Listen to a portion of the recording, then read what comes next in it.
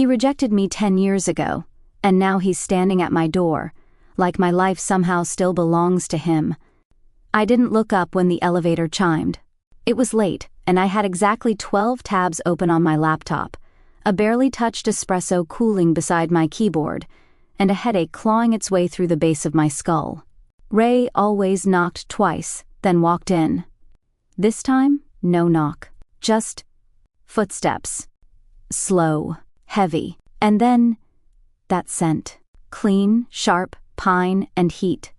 My fingers froze on the keyboard. No. No, no, no. It couldn't be. I lifted my eyes, and the world snapped back 10 years. He stood in the doorway like a ghost that had grown muscle, taller than I remembered, broader in the shoulders, dressed all in black, buttoned shirt, fitted pants, boots that said don't even think about it. One gloved hand resting on his belt. No smile, no greeting, just Rowan Hart. My mate that never was. My name is... Don't, I said, standing up. Don't say it. He paused. His eyes, gray and unreadable, studied me the way a surgeon might study a wound he once stitched shut and hoped never to see again. I'm assigned to your security detail, he said calmly. I folded my arms. No, you're not. Yes, I am. I turned sharply toward the hallway. Ray. Ray appeared a second later, coffee in hand, already grimacing. I was hoping you'd be on a call. You hired him. Ray shrugged. You said you wanted Fenris Group's best close contact operative. Yeah, but not him. He's tall, terrifying, trained in 6 forms of combat, and, surprise, available. Ray sipped. You're welcome. I want someone else, I snapped. Contract's already signed. Then unsign it. Ray's mouth twitched. That's not how contracts work. I glared at Rowan. I'm not doing this. Not with you. He didn't respond. Just stood there, like the world had ended and someone had forgotten to tell him. I didn't shake. I didn't flinch. But I felt it, low in my ribs, in the base of my spine. The old pull, the bond that never fully formed but never quite died either. 10 years. 10 years since he looked at me with those eyes and said, "You're not for me." 10 years of building a business, a life, a wall around that rejection so thick even I forgot how deep the crack went. Until now, out, I said quietly. Both of you. I need a minute. Ray hesitated, then gave Rowan a glance that said, "Play nice," and stepped out. Rowan followed, silent as a shadow. I sank back into my chair. My heart was pounding like I'd run a marathon uphill. I hated that my body remembered him. Hated that his voice hit something inside me I thought I'd locked away in a safe labeled "never again." When I emerged from the office half an hour later, I kept my expression neutral. Ray was tapping away at his tablet in the corner. Rowan stood by the window, arms folded, face unreadable. Fine, I said. 2-week trial, no touching, no talking, no past. Rowan met my eyes. Understood. And if I say jump, you don't ask how high. You just don't ask anything. Understood, he said again. I turned to Ray. I hope you have insurance. Always. Ray smiled into his coffee. Also, you might want to see this. He handed me his tablet. It was a photo of my car, or rather, what had been placed on the hood. A bouquet, not roses or lilies. Wolfsbane, dried vervain. White oleander, wrapped in a black ribbon tied in the shape of a claw mark, and tucked underneath, an index card. One word, scrawled in dark red ink. Bleed. My stomach dropped. This was this morning? I asked. Ray nodded. Security camera caught nothing. It was there when I went to pull the car around. I swallowed. Fingerprint analysis? Clean. Scent masked. Rowan stepped forward slowly, eyes on the image. This wasn't random. No kidding, I muttered. This wasn't meant to scare you, he added. I glanced up sharply. Then what? It was meant to test me. I stared at him. And for the first time in a decade, I saw something in his face I didn't expect. Worry. Not for himself. For me. I looked back at the screen. Then at him. And all I could think was, he's back. He's here. And I don't know if that makes me safer. Or more vulnerable than ever. The boutique gleamed under soft golden lighting, its clean lines and muted palette, making it look more like an art installation than a retail space. It was exactly how I'd envisioned it, refined, understated, unapologetically expensive. Cameras clicked as guests floated past racks of custom pieces and trays of champagne. Every detail was curated. Every moment designed to sell power dressed in silk. I stood near the entrance, wearing a midnight blue jumpsuit tailored to silence critics. My expression was polite, practiced, and untouchable. But I felt him before I saw him. Rowan. He was stationed 3 paces behind me, blending in too well with the shadows. His presence wasn't overt, no headset, no dark glasses. But I felt him like gravity. His silence pulled at something I didn't want to name. I hadn't spoken to him since the office, and I wasn't planning to. Looking lethal tonight, Ray murmured beside me, handing me a glass of something bubbly and overpriced. Good, I said. Let them remember it. They will. He sipped. Especially the one currently making a beeline for you with a smirk. I followed his gaze and suppressed a groan. Cassian Drake, of course. Wrapped in a pale silk suit and confidence that should have been taxed, Cassian moved like a man who believed the world owed him worship.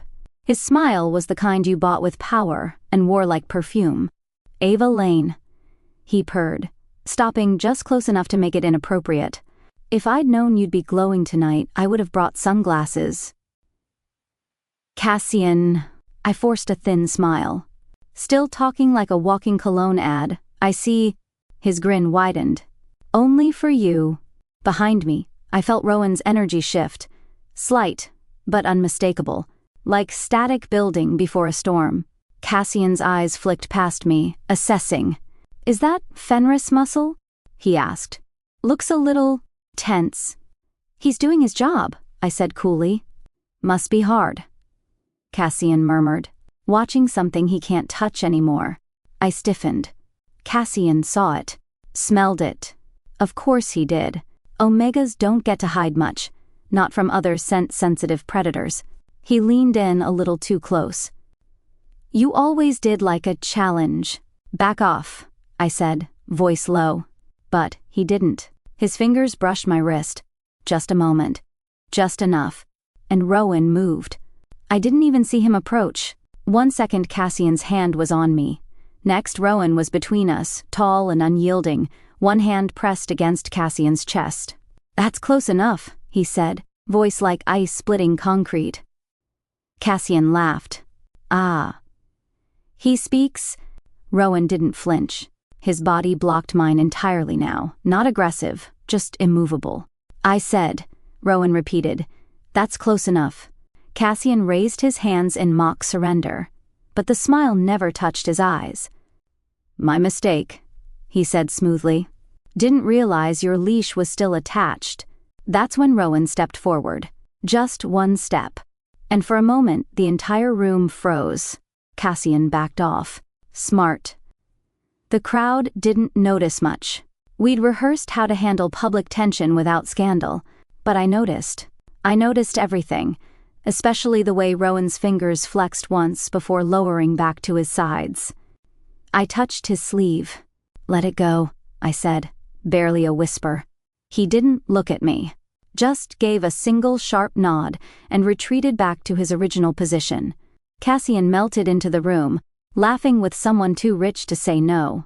I turned toward the nearest display and stared hard at a pair of shoes I suddenly hated. You all right?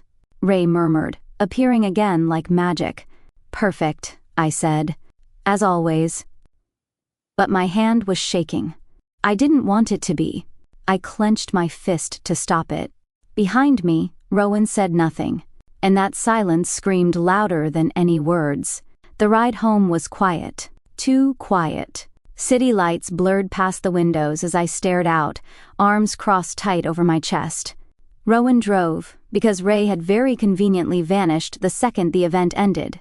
The car was too warm. Or maybe I was. Maybe it was the leftover adrenaline. Or the fact that for one brief moment tonight, someone had touched me and my body had not wanted that touch. And then someone else had stepped in, had protected. And the moment his arm had brushed mine, when he'd pulled me behind him, my whole nervous system had lit up like it remembered. Remembered everything I tried to forget. You didn't have to be so theatrical, I muttered, not looking at him. He didn't answer right away.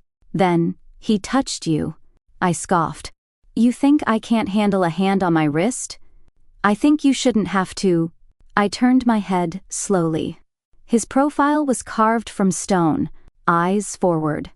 One hand on the wheel, knuckles tight. It wasn't your place to interfere, I said, quieter now. His jaw flexed. You hired me to protect you. No, I whispered. Ray did. He didn't respond. We drove the rest of the way in silence, but I could still feel it. His hand on my waist, even though it had been less than a second. The weight of him standing between me and the world. The way my heart had pounded. Not in fear, but in memory. Instincts don't vanish, even if you tear them out by the roots. The silence in the car stretched like wire. Not fragile, just tight, and sharp, and dangerous. I sat stiffly in the passenger seat, arms crossed over my chest like armor, the city lights casting flickers of golden blue across the glass. Rowan's eyes stayed fixed on the road, one hand resting on the wheel, the other loose in his lap. I hated how small the car felt with him in it. Or maybe I hated how small I felt next to him. 10 years. 10 years and my scent still knew him. I could lie to myself, but my body remembered.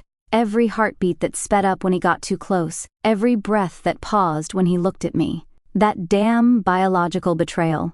I didn't speak until the silence got loud enough to make my teeth ache. Do you remember, I said flatly, the first time I scented you? He didn't answer immediately. Just the sound of the tires against the road, the soft rumble of the engine. Then, quietly, yes, it was the training camp. Northern Station, week 12. I remember. I smiled without humor. You were sparring with some overgrown alpha trying to prove he was tougher than Fenris's top recruit. He dislocated my shoulder. And you still won. He said nothing. I kept going, voice light, bitter. And then I walked past you in the hallway. No makeup, still sweating from drills. I looked like hell. You smelled like lightning. My breath hitched. He said it so simply, like it was fact. Like it was carved into his memory. I thought you'd say something, I murmured. Then, I wanted to. I turned my head to look at him. He was still focused on the road, jaw tight. Why didn't you? I asked. He inhaled slowly. Because I panicked. I blinked. That's your excuse? It's not an excuse, he said, voice low. It's the truth. I didn't reject you, Ava. I ran. I laughed, short, sharp. That's so much better. I wasn't ready. For what? For me. For how much I wanted you. His voice was gravel now. His grip on the wheel tightened. I wasn't ready to lose control. And you, God, Ava, you were young. You were bright and fast and good. And I knew if I let myself fall into it, I wouldn't come back out. I looked away quickly, blinking too hard. You think that makes it easier to hear? I whispered. That I wasn't unwanted, just too much. You weren't too much, he said. You were everything. The air thickened. My chest rose and fell, uneven. I turned back to him, eyes narrowing. Then, why do you still feel it? He didn't answer. Don't lie, I said. You flinched when he touched me. Your whole body reacted. So if it was nothing to you, if you really didn't want me, why do you still feel it? He pulled the car into my driveway, shifted into park, and finally looked at me. His eyes weren't blank anymore. They burned. "Because I never stopped feeling it," he said. The words hung between us, heavy, unapologetic, real. "I thought if I stayed away, it would fade," he said, softer now. "I thought the bond was one-sided. I thought if I let you go, you'd forget me." "Well," I said hoarsely, "you thought wrong." We sat in the stillness. Neither of us moved. The air inside the car was warm. Too warm. Or maybe it was just us. His hand flexed against his thigh. My fingers itched to reach for something, anything, maybe the door handle. Maybe him. I didn't. He didn't either. But, God, we both thought about it. "You smell like summer rain," he said suddenly. "Still." I closed my eyes. "And you still smell like pine and smoke." A beat. Then I asked, "Is this going to happen every time we're near each other?" "I don't know." I nodded, slow. "That's not comforting. I'm not trying to comfort you." I turned to him fully now, folding my legs up in the seat, facing him even though it hurt to do it. "I don't want to fall apart again," I said. "I won't let you." "But what if I do?" My voice cracked. "What if I let you in, and you decide to run again?" "I won't," he said. "Not this time." "You said that last time."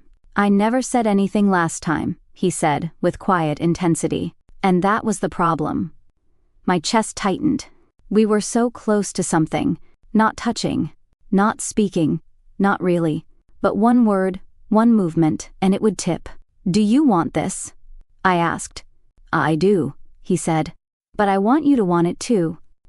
I stared at him, saw the fear behind the control, the longing behind the silence, and the bond, frayed, never tied, still shimmered faintly between us. But neither of us moved. Neither of us crossed it. Not yet. "I need time," I said finally. He nodded. "Then I'll wait." I reached for the door handle, hand trembling just slightly. As I stepped out, I looked back over my shoulder. "You're not good at waiting." "No," he said. "But for you, I will be." It was nearly 2 a.m, and I couldn't sleep. My thoughts wouldn't shut up. They whispered with Rowan's voice and smelled like his skin. So, I got out of bed. I padded barefoot into the kitchen, the house quiet around me. I didn't turn on the main lights, just the warm under-cabinet glow. It made everything look softer, safer. Like the world outside wasn't waiting to break in. I poured a glass of wine, even though I didn't really want it. I just needed something to hold. Something that wouldn't hold me back. That's when I saw him. Rowan. He was already there, leaning against the far counter, arms folded, a cup of black coffee in one hand. No shirt, just sweatpants and shadows. "I didn't hear you," I said. "I didn't sleep." "Same." We stood in silence for a moment, just breathing in the same air, feeling the tension that had been building for days settle around us like fog. "You always were a night owl," he said finally, voice low. "You always were a ghost," I replied, half a smile tugging at my lips. He didn't smile back, just looked at me with something unreadable. Then he said, "You were everything." I was terrified. The words hit so fast, I didn't even react at first. "What?" He set his mug down slowly. "Back then, I wasn't afraid of you. I was afraid of what I felt for you. What I knew I'd do to you if I gave in." I leaned against the island, arms bracing me. "You didn't trust yourself." "No," he said. "And I hated that you trusted me." "That's what hurt the most," I whispered. "I gave you everything I didn't even know I had yet, and you walked away like it meant nothing." "It meant everything," he said. "That's why I walked." I closed my eyes, tried not to let the memories crawl up my throat. He crossed the room, slowly, stopped a few feet from me. "I thought I was protecting you," he said, "but all I did was prove I wasn't strong enough to stay." The wine glass in my hand trembled. I didn't realize I was crying until the tears hit my wrist. I didn't need protection, I said, voice breaking. I needed you. He took another step. I didn't back away. You made me stronger, I said. You leaving, what you said, what you didn't say, it forced me to build walls I didn't know I could build. But I met his eyes. Raw, honest. I wanted you anyway. Even before I knew how to be strong, he reached out. Not quickly, not like a man claiming what was his, like a man asking. His fingers brushed my cheek, caught a tear. I never stopped wanting you, he said. I surged forward and kissed him. It wasn't perfect. It wasn't neat. Our teeth clicked once, our breaths tangled. My hand knocked the wine glass into the sink. But it was real. It was 10 years of silence and pain and unfinished sentences crashing together like waves. His hands caught my waist, lifted me effortlessly onto the counter. I wrapped my legs around him, pulled him closer, drank in the heat of his mouth, the weight of his body, the need that shook through both of us. But this time, it wasn't desperate. It wasn't blind. It was chosen. His lips moved to my jaw, then to the soft place beneath my ear. I gasped when his hands slipped under the hem of my shirt, but I didn't stop him. I didn't want to. I wanted this, the tension, the release, the gravity pulling us together. I wanted to know that I could want him and be okay. That I could want me in his hands and not disappear. Are you sure? He murmured, forehead resting against mine. I'm sure, I breathed. We moved to the couch, clumsy and laughing, tangled in each other like we'd never been apart. He laid me down so gently it nearly broke me. Like I was something precious, like I was someone he feared to hurt, but no longer feared to love. When our bodies finally met, it wasn't about dominance or claiming. It was about trust. His hands gripped mine. His mouth kissed every sharp edge of me like he remembered where I broke, and promised not to press there again. I cried, not from pain, but from being wanted, fully, entirely, without fear. He kissed the tears from my face. I kissed the silence from his. We moved together like we were writing a new story over the old one where no one ran and no one was left behind. After, we lay in silence, chest to chest, breath to breath. His hand found mine and didn't let go. Still scared? I asked. He shook his head slowly. Not anymore.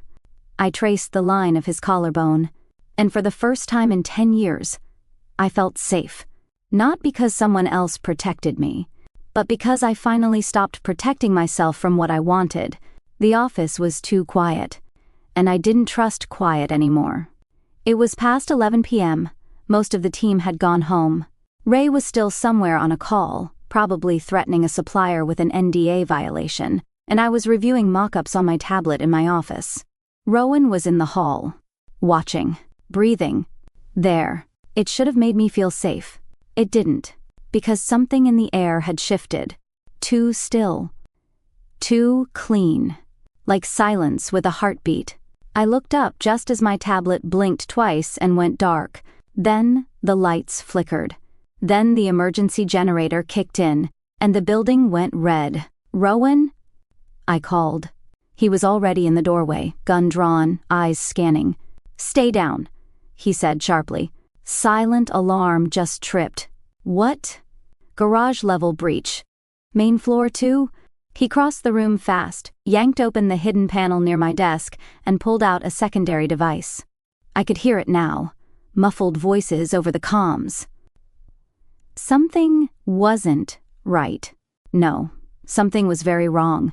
My phone buzzed. Ray, incoming call, I answered. Where are you? Locked in the server room, he said, voice low. 3 masked men just swept the 6th floor. Ava, this isn't intimidation. They're here for you. I stared at Rowan, who was already motioning me toward the corner wall. Behind it was the secure hallway that led to the back exit. Bulletproof glass. Only one way in.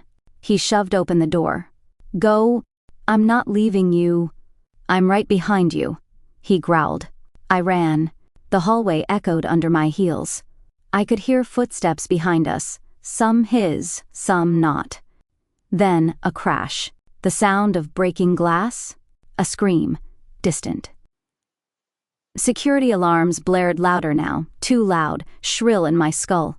Rowan grabbed my arm, yanked me around the corner, and then... The shot was silent, but the pain in his face wasn't. He stumbled forward, teeth gritted, blood already soaking through his shirt near his side. "No," I gasped, catching him as he sagged. He kept going, pushing me toward the exit with one arm, gun still raised in the other. "Keep moving. Rowan." "I've been through worse." He forced the door open. Security was finally coming.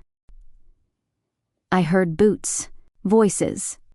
But it was too late for comfort. He collapsed just outside the back stairwell, hitting the floor on one knee. Blood pooled quickly, too quickly. I dropped beside him, hands hovering uselessly. "I need help," I shouted. I pressed against the wound, my vision swimming. "Just stay awake," I whispered. "Please, you didn't save me then. But now, don't leave me alone again." His lips curved, faint and tired. Bossy. Always. Then his eyes rolled back, and he went still. Hospitals are built to be cold. No matter how soft the lighting, no matter how polite the staff, there's always the smell of bleach and the hum of something just out of reach. Ray arrived 20 minutes later, covered in someone else's blood. Not his. He sat beside me in the waiting area without a word. Just passed me a bottle of water I didn't open. Then came Erin, in heels, with fire in her eyes and a gun in her purse. She hugged me so tightly I almost broke. "He'll live," she said like a prayer, or a promise. I nodded, because if I tried to speak I would have screamed. An hour passed. 2. Then the surgeon came out, peeling off gloves and looking too tired for good news. "He's stable," she said. The blade missed anything vital, but there was substantial blood loss. "He'll need rest. No sudden movements, no stress." "He's always stress," I muttered. "Even asleep." She smiled faintly. "You can see him." "But only for a few minutes." I nodded, already halfway through the door. He looked too pale, too quiet. Machines beeped rhythmically around him, a thin line of IV fluid snaking into his arm. I pulled the chair beside the bed and just sat there, watching the slow rise and fall of his chest. "I hate you for scaring me," I whispered. He didn't stir. I reached for his hand. It was warm, steady. I wrapped my fingers around it and held on like the building might collapse again. "You made me build my world without you," I said softly. And I did. I did it all. The walls, the empire, the steel. I made myself strong so I'd never need anyone again. I stared down at his hand. "But I wanted you anyway." Something flickered behind his eyelids. Then slowly, his fingers twitched, and his voice, low and hoarse, broke the silence. "You came back." I let out a strangled laugh. "Don't flatter yourself." I was already here. His eyes opened, just barely. "You okay?" He rasped. "You got stabbed, and you're asking me?" He blinked slowly. "Still beautiful. Still bleeding," I snapped. "Occupational hazard." I wiped my eyes. "Didn't even try to hide it. You're not allowed to die on me." "That wasn't in the contract." He smiled, barely. "Guess we'll have to renegotiate." "You're not funny." "I'm charming when I'm on drugs." I leaned closer, forehead almost touching his. "You're mine, Rowan. Don't forget that." He nodded, slowly. "Not going anywhere."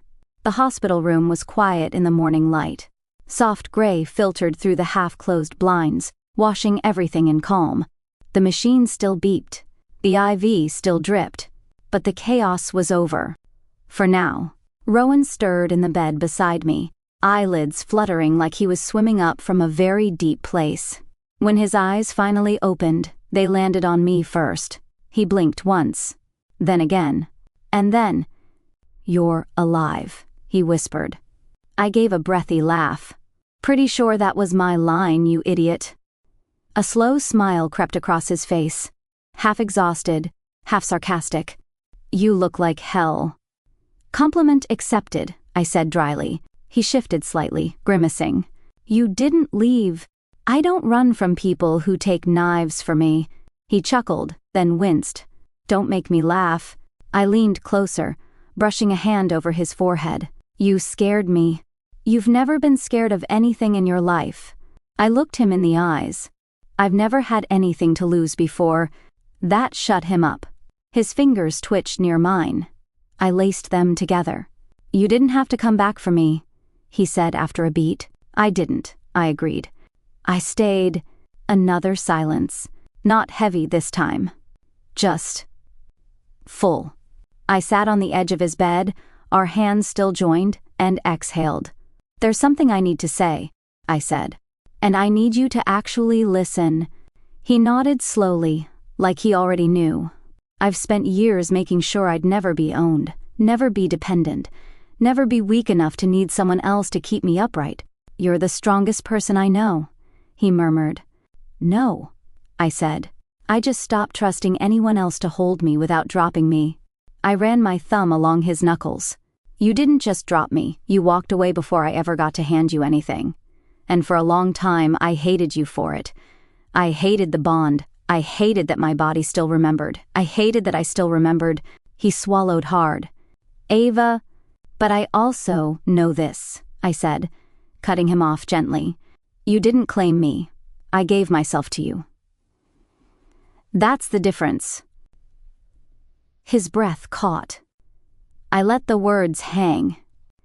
And then I reached into my jacket pocket, pulled out a small velvet box, opened it. Inside, 2 rings, one simple, gold, unmarked. The other, gunmetal gray with a soft inner band. Nothing flashy, just solid, intentional. I'm not doing this because I'm an Omega, I said. I know. I'm not doing this because we slept together, or because I need protection, or because some ancient biological drive is waking up. I know. I'm doing this because I choose you, I said, my voice soft but steady. Not because I was fated to, because I want to. Fully. Without fear. I handed him the gold ring, then slipped the gray one onto my right hand. He stared at it like it was more sacred than any vow. I don't want to own you, he said quietly. I'm not yours, I agreed. I'm my own. But I want to be with you. That's the difference.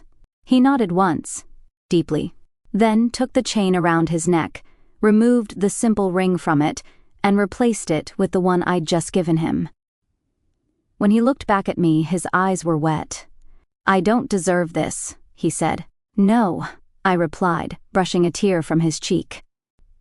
You earned it. He reached up, and I leaned forward, pressing our foreheads together. We stayed like that for a long time, not kissing, not speaking. Just choosing, over and over, quietly. Later, when the nurse came in to check his vitals and Ray peeked in with a coffee he didn't offer to share, I sat by the window with the morning light warming my face. And I thought, I'm still an Omega. Still born into a world that wanted to define me by that. But I'm no one's property. Not his, not the world's, not even my past's.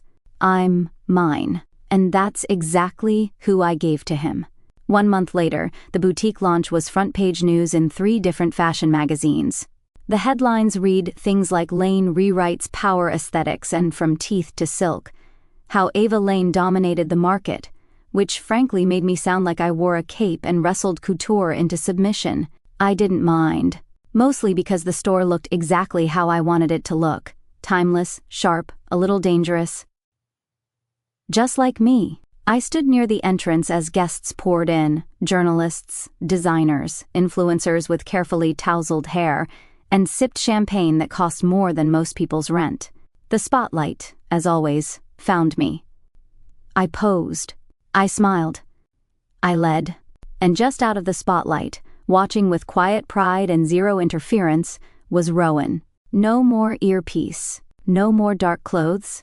No title clipped to his belt. Just a soft black button-down.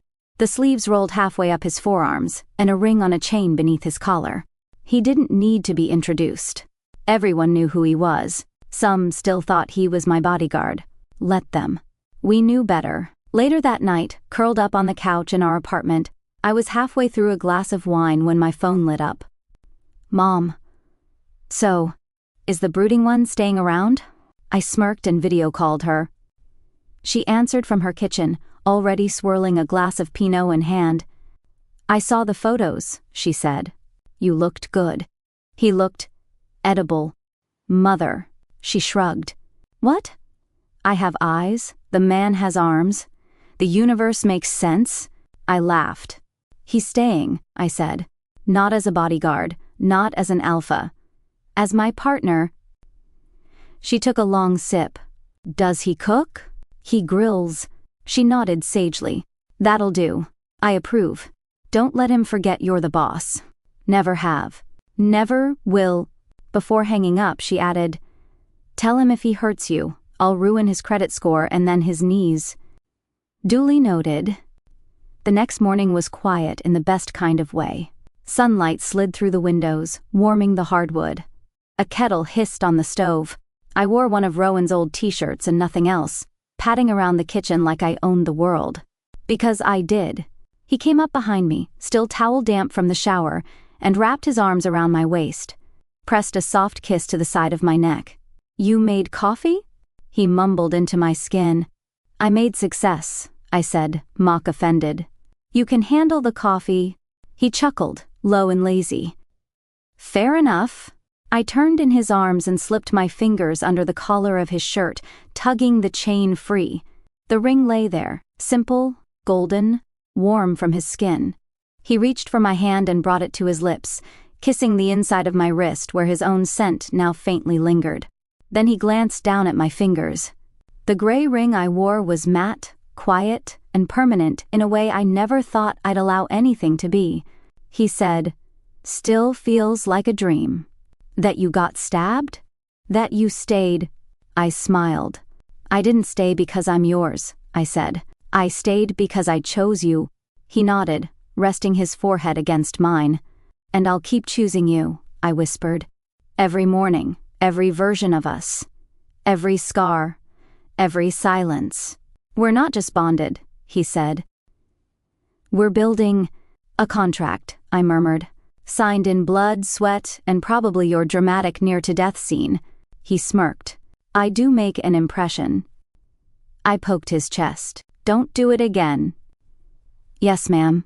Later, after breakfast and emails and laughing through the way he tried and failed to fold my laundry the right way, I stood at the window and looked out over the city. It still felt like mine, but it didn't feel lonely anymore. Because I'd built it for me. And now I shared it, on my terms. No chains, just a contract. And love. The kind you sign with your whole damn soul.